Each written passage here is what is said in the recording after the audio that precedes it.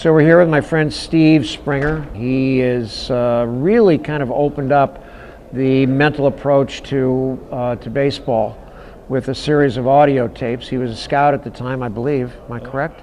And then started doing this, and I mean, he's just he's the guy. I do it, but he has been a major league coach, and his stuff has really impacted the careers of a lot of people.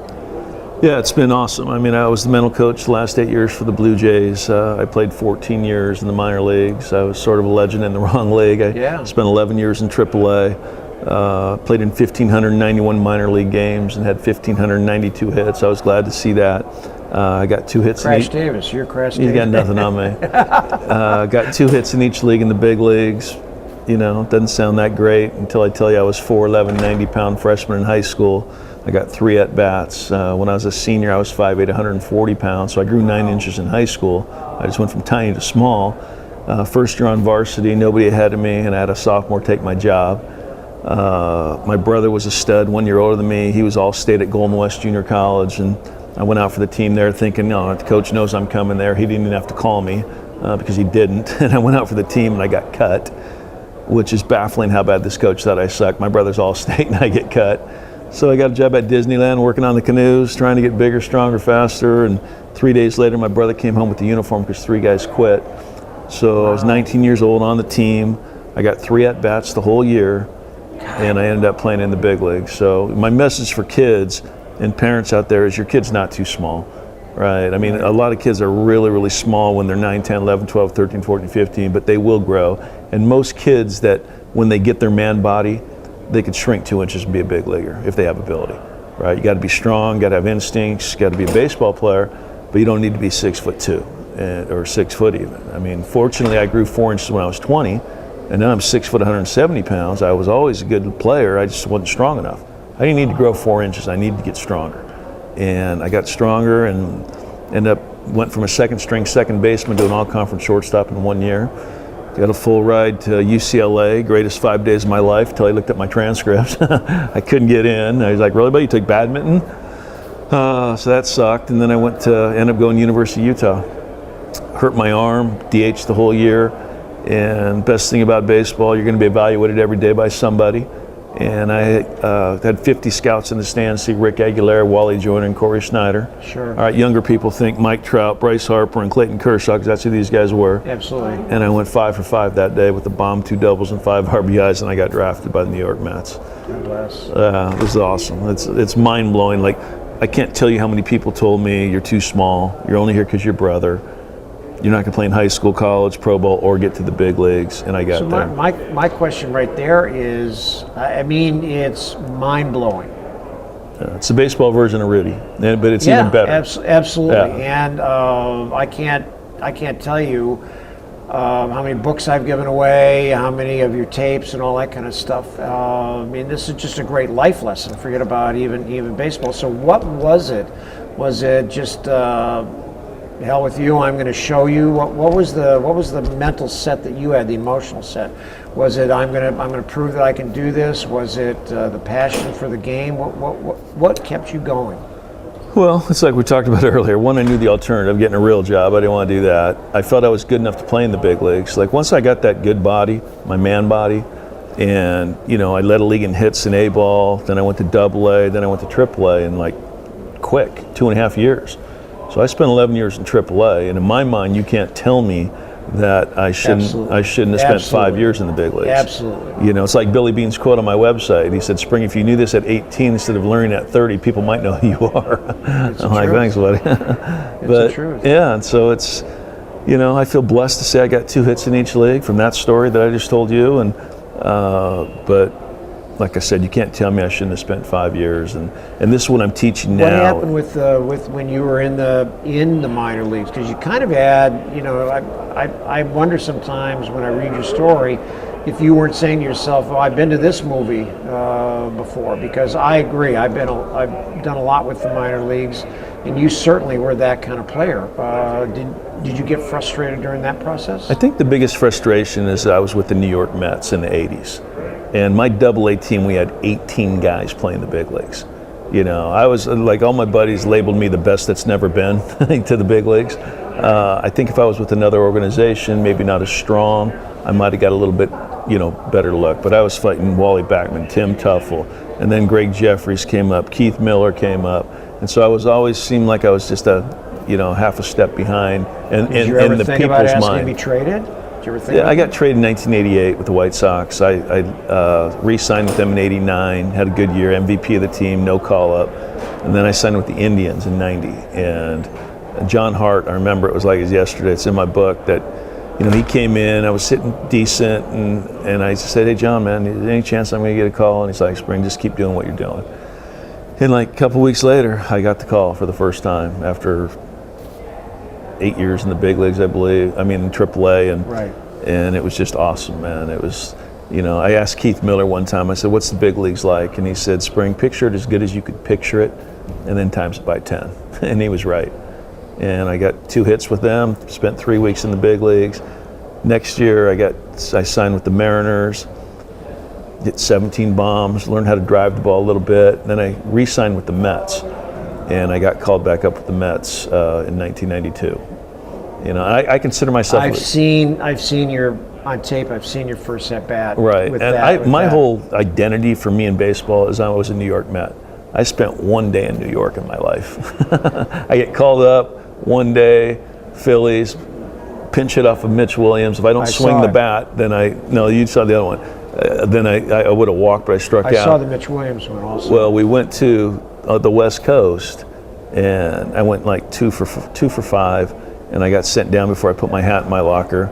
Jeez. And they said they were going to call me up in like 5 days, and 2 days later they traded David Cohn to Toronto for some stiff named Jeff Kent. And so he stole my parking spot, Hall of Famer. But it was awesome. It was fun. Now, you took all that experience and you became a scout.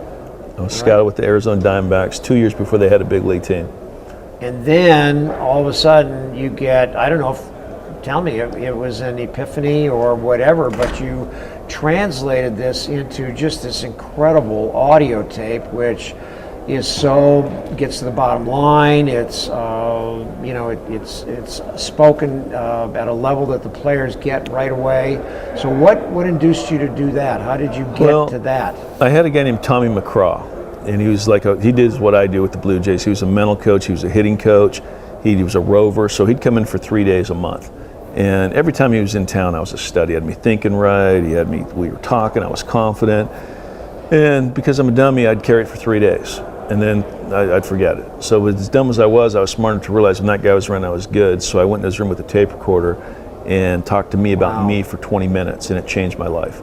And so that's how I got after I scouted for 5 years with the Diamondbacks, I became an agent.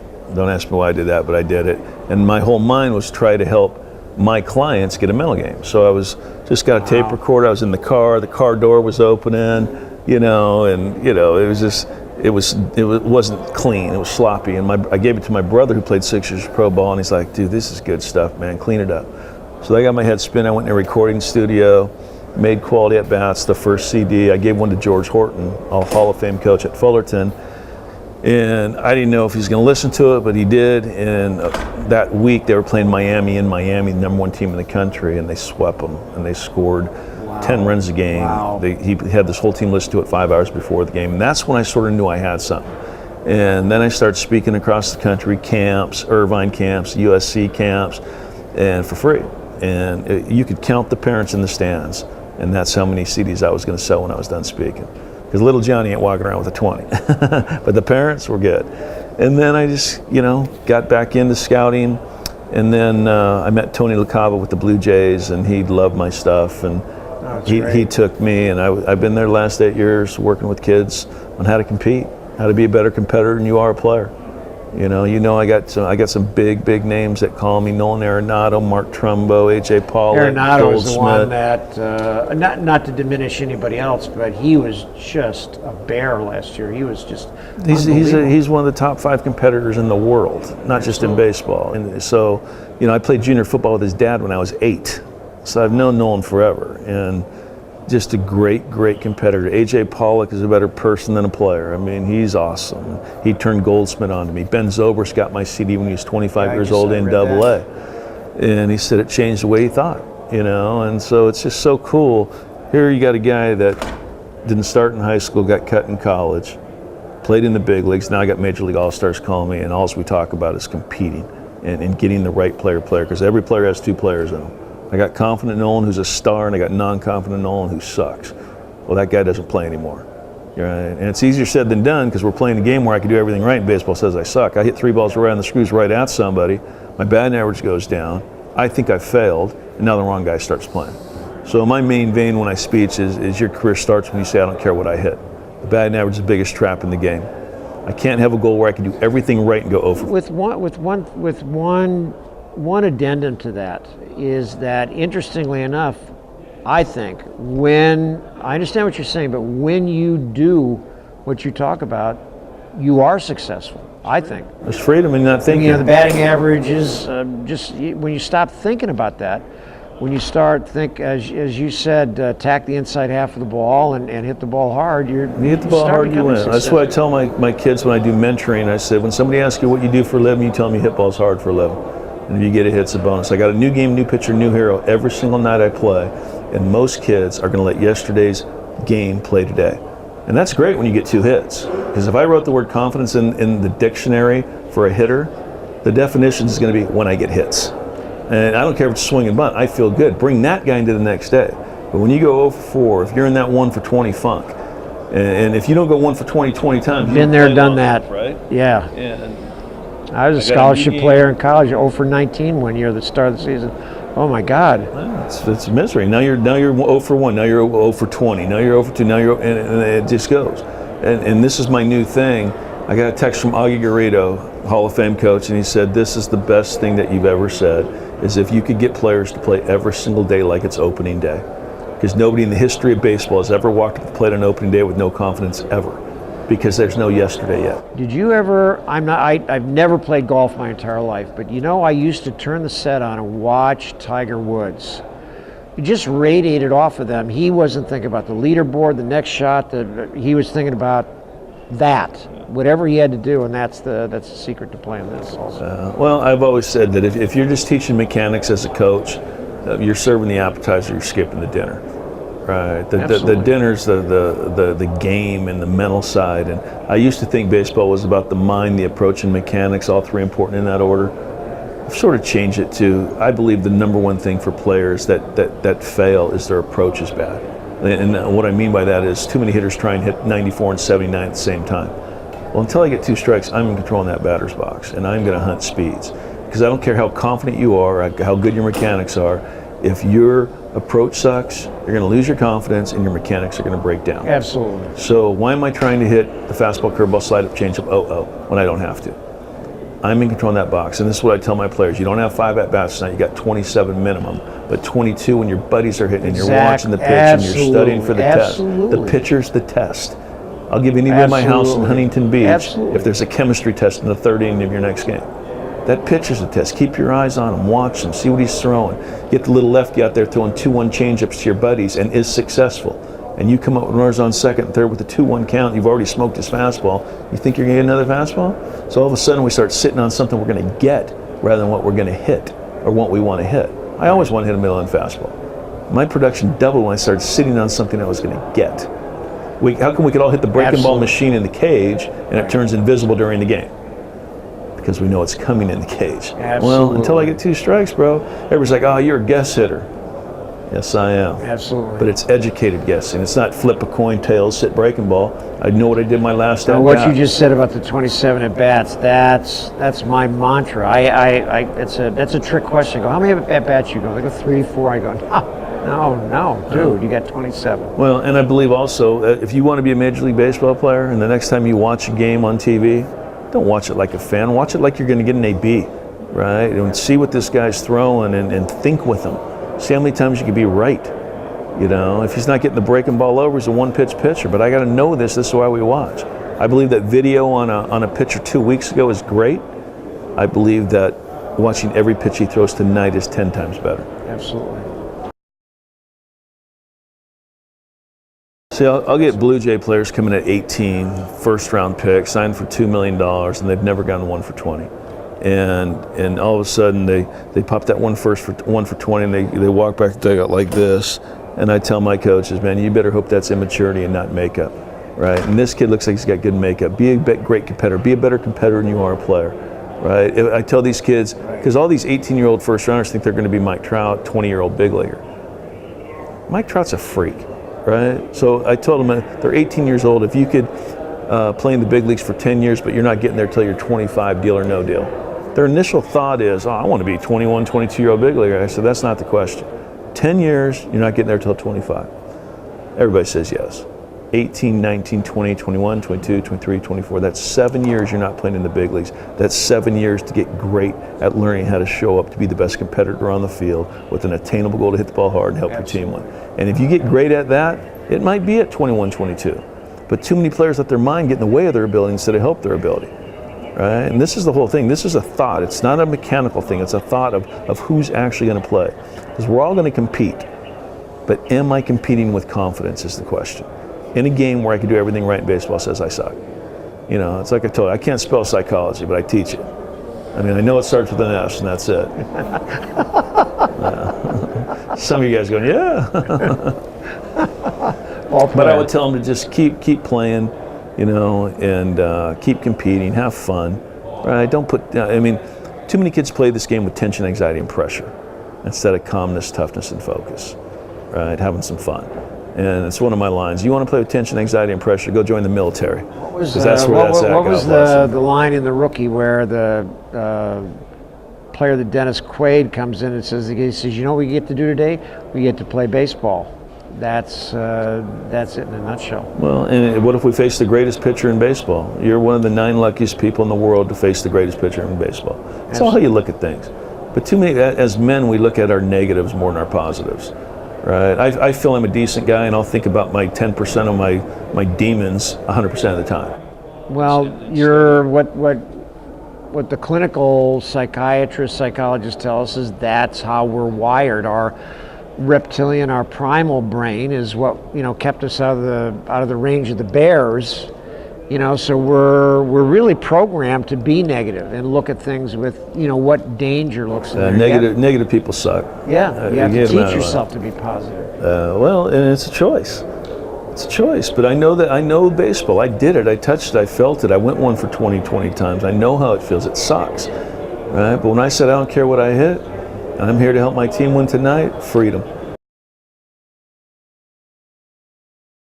Yeah. Well, I don't think anybody's reinventing the wheel with quality at-bats. It's any RBI. Do I think any hit's a quality at-bat? Probably not. A 2-0 jam shot over the guy's head's not a quality at-bat. But because we're all going to get them, I'll give it to you, right? Because I know the batting average is never going to go away. Until there's a hard hit contact title in the big leagues, like I nutted more baseballs than anybody, line out's going to suck. If they gave a trophy at every level, I hit more balls harder than anybody, then when you line out and somebody says, way to swing it, you'll say thank you. And other than, yeah, right, whatever. I couldn't agree with you more. They need to, well, with all the, what do they call it, analytics, I think that they're starting to do that, but they don't make it known to the public. You know, who uses the whole field, who moves runners, all those things are not statistically in front of the public, but they are the things that make you a great player. I spoke to the University of Notre Dame girls softball team one night. I didn't even know they were showing up. 20 girls show up. They're all in, hitting's hitting, right? Talked about competing, talked about get rid of your batting average. They had a quality at-bat chart.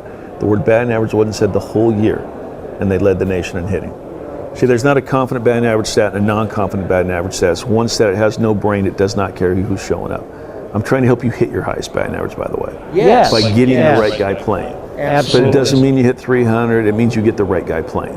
And that's the whole key, too. I can't tell you how many at-bats I pissed away, you know, because I was 0 for 4. And now I'm looking at the lineup, oh crap, if 2 guys get on, I got to hit again. Because I made it about me and my batting average going down. When I said I don't care what I hit, I could be 0 for 4 with 4 strikeouts.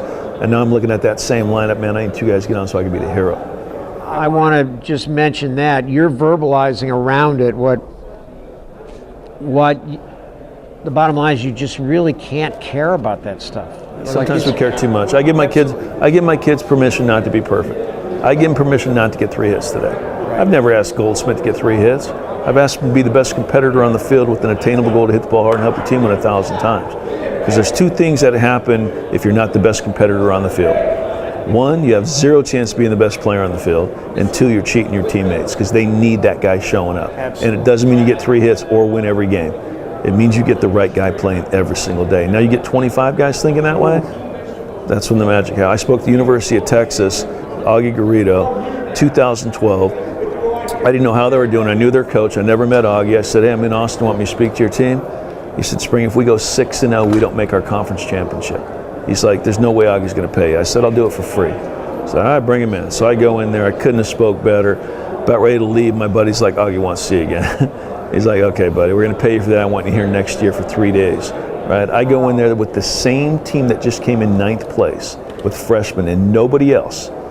They were 1 game away from the national championship at the World Series because he got 25 confident players showing up, an opening day mindset, and I don't give a crap mode about me. If you like your abilities and your abilities aren't showing up, it's not your abilities problem. It's what you're thinking, you think, you feel. Now that does sound like a psychologist, but it's right. It's true. I mean, you know, do I know I could hit or am I hoping to hit? You know, I got to know I could hit, man. And now I'm hunting speeds and hitting gets a little bit easier. It takes the pressure off. Absolutely. Well, on defense, it's the same thing. I mean, you know, in defense, I think infielders need to be thinking 2 things. If they're thinking, if it's going to be hit to me, it's brutal. I used to think they need to be thinking, it's going to be hit to me. I've changed it to be thinking, I want it to be hit to me. I want it to be a missile hit to me, so when it is, you're ready, and we need to be thinking side to side, left and right as an infielder. We don't get beat on balls in front of us unless it's a swinging bunt or a blookie behind us. We get beat left and right. I got to be ready to go left and right. And so now you got your infielders thinking that. I'm looking for the short hop, the long hop, and I want it to be a missile hit to me. Your defense gets better. And when you're doing defense and you're taking ground balls, with a buddy, don't ever not have any action on the line. Like I used to do this with Kevin Elster, who went 88 games with the Mets without an error. So I was like his butler. He'd go, Spring, cream and sugar. And I'd have to go get him a coffee because I booted more balls than him during practice. But we were competing. Instead of just going through the motions and doing ground balls, have something on the line, have some action on the line. So it's more game-like. I'm sure you hear this all the time. The stuff that you're talking about, it's an easy segue. This applies to everything in life. It applies to schoolwork. It could be a musical instrument. Everything. It's such an unbelievable approach.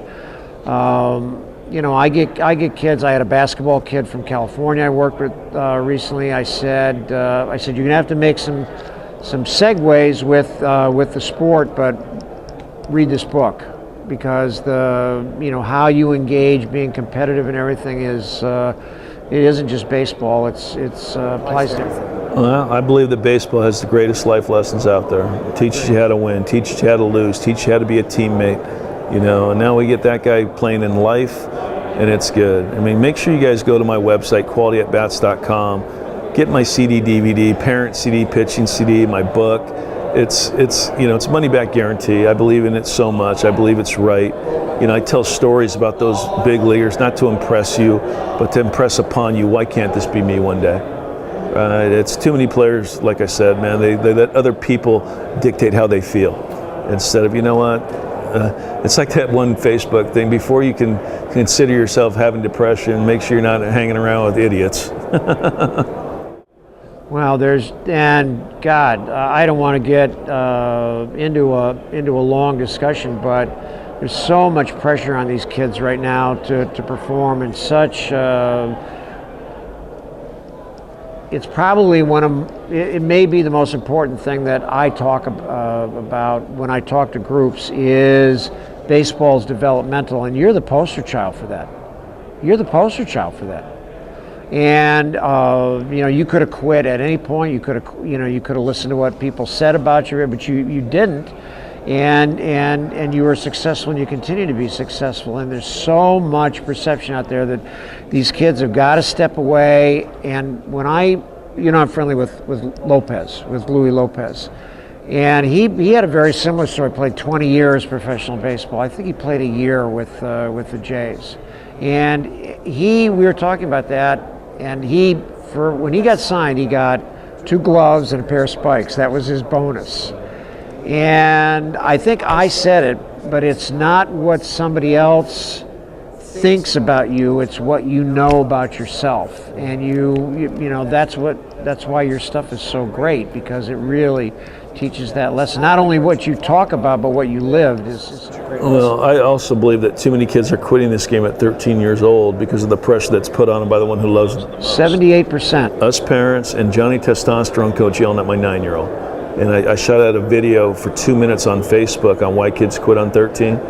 And in 3 days, it got viewed 3.4 million times. I mean, that's how powerful the parent-player relationship is. Wow. And you know what? You Google it on YouTube, and I mean, it's like... Good for you. Good for you. I think it's really important for players to know what type of player they are. Like too many guys that have this much power try and hit a home run, instead of using their hand-eye coordination, being a line drive 200 hit guy. And that was my brother. He was 5'8". He had a little bit of sneaky pull pop, hit 8 home runs, hit 250. Instead of being a line drive guy, his numbers would have went up, probably would have played in the big leagues. You know, if I'm a big guy, I'm a corner guy, I got to drive the ball. If you can't drive it, don't swing, right? And this is why I'm into hunting speeds. Well, power is the most overrated tool in scouting. If you can't hit, power doesn't play. So my whole thing, I believe power comes when you're 24, 25, 26. So if I can become a good hitter, now the power plays. And that's what we're looking for. Thanks, buddy. All right, bud. Thanks, Carl. Thank you.